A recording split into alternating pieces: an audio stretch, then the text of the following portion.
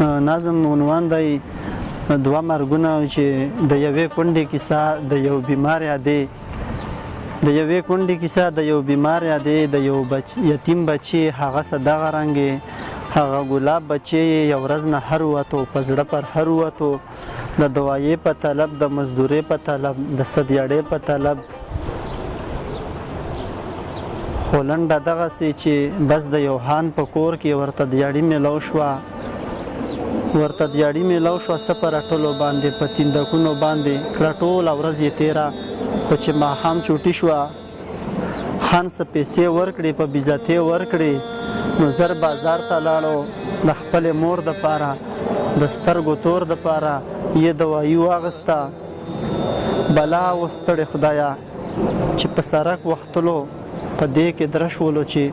شو د یو ګاډي لاندې هغه ورکوټې هلک هغه یتیم لیونی د بیمارې بچی هغه د کونډې بچی تر هسپتاله لاړو مور یې شوه هم خبره په تیندکونو باندې تر هسپتاله لاړه وا په ویرونو بوخته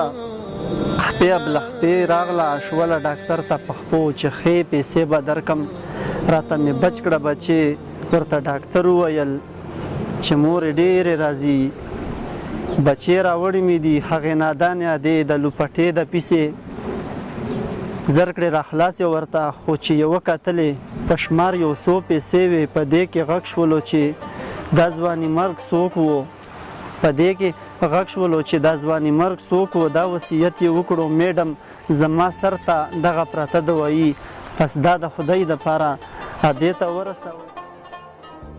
ترې سا وخته چې مور یې ولیدلو هغه د مور دوایي ورته وه سر ته پرته بس خو مالیاره مړه ورسره سمه لاړه د مور یې زړه وچودو